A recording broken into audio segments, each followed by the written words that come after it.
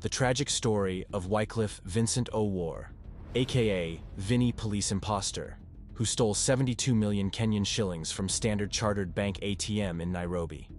Vinny was a police imposter who lived in Kayole. He claimed to be a SPIV officer based at Spring Valley, under the service number 101427.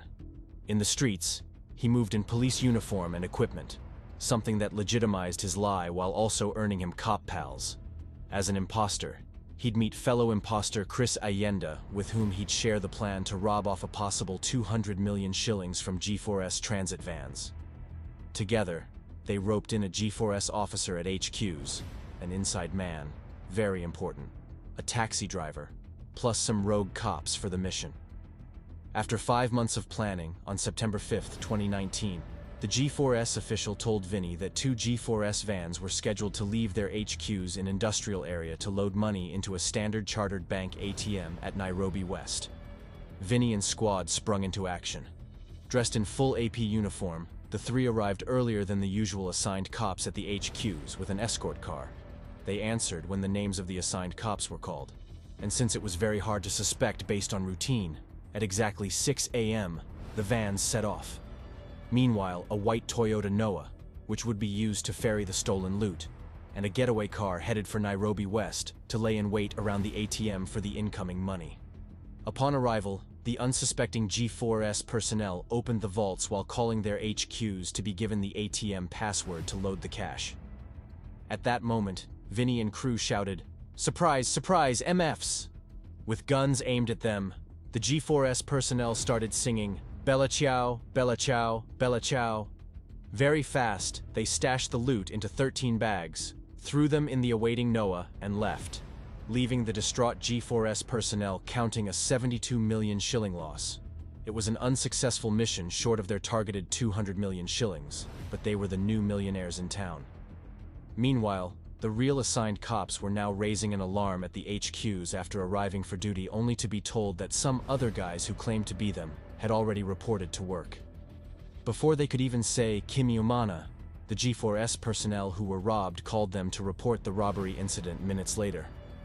It was a bad day at work, a perfect bloodless heist, and an obvious inside job. With police now hot on their trail, Vinny and crew assembled at Thogoto Forest in Kiambu, shared the loot, and left in separate directions. Without the luxury of time, each of the goons picked a bag and left. As money makes a man mad, KES ATM went berserk about the loot. While running, he walked into a car showroom, bought a new Subaru for 1.5 million shillings in cash, and traveled to Kaisi to his hideout like the others. Meanwhile, sleuths started investigations, which led to the arrest of the bank and G4S personnel on duty that day, after discovering that the CCTVs had been tampered with. At least 22 people have been arrested in connection with the theft of, get this, 72 million shillings from Standard Chartered Bank in Nairobi. Now, the suspects include bank employees and G4S officials. Well, the individuals were arrested after it became apparent that CCTV cameras both at the G4S warehouse and ATM at Standard Chartered Bank, Nairobi West branch, were tampered with during the heist. Hassan Mugambi reports. Special Crime Prevention Unit detectives tasked with tracking down the robbers and recovering the 72 million shillings stolen from Standard Chartered Bank are currently interrogating 22 suspects. The detectives have established that CCTV cameras both at the G4S warehouse and the ATMs at Standard Chartered Bank Nairobi West branch were tampered with to facilitate the robbery. Sources privy to the investigations have intimated to Citizen TV that the officers relied on CCTV footage. The next day, September 6th, as G4S personnel were being arraigned in court, police discovered 13 cash boxes dumped at Thogoto Forest after a man reported seeing strange paraphernalia to them. Katika msitu wa Thogoto, ambaye ni kama kilomita 8 kutoka katika kituo cha polisi chetu, waliweza kuona vitu imetapakaa kama ya kubeba pesa. Akasema yeye hakujua ni nini. Ndiposa maafisa wetu walikimbia katika hiyo area, wakapata mifuko 13 ya kubeba pesa, na hizi mashini za ATM zilikuwa zimevunjwa, zimetapakaa. na hizo mifuko ilikuwa na maandishi.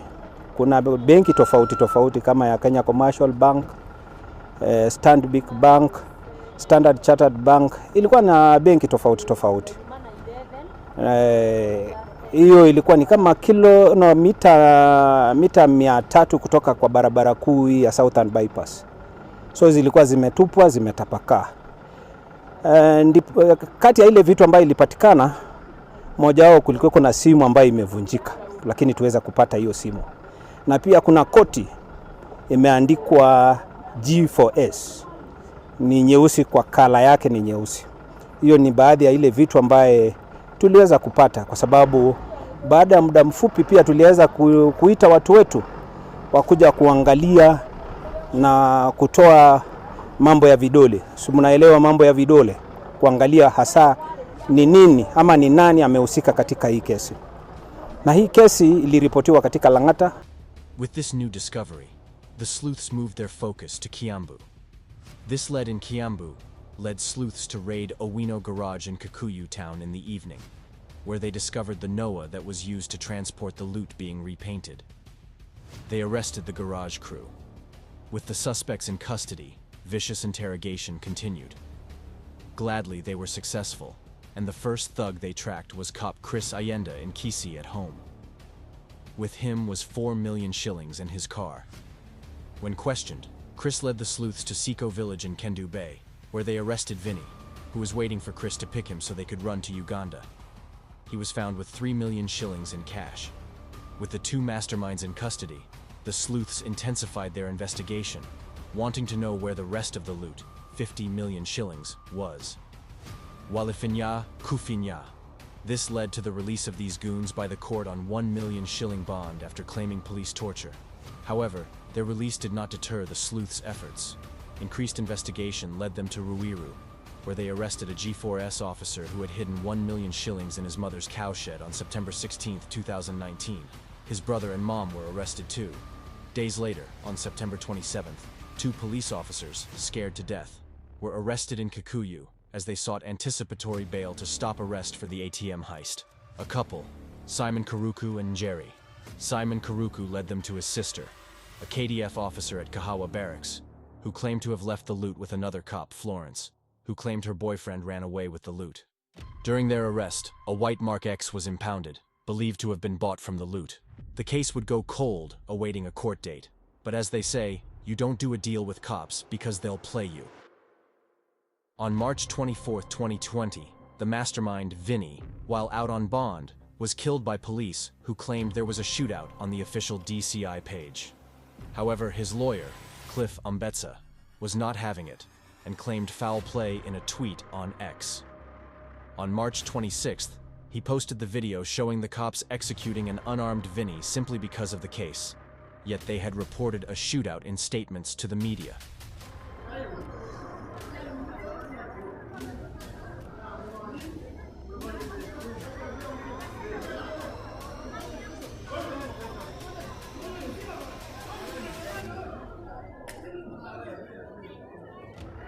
Why would the cops kill him and claim that there was a shootout? That was the big question. This execution opened the lid on more possible mysterious deaths of people involved in the case. Alamin Kamanthi, a human rights activist, raised the issue on Twitter. IPOA did an investigation, and 2 years later, the cops were charged with his murder. However, the big question to date remains: where is the rest of the money?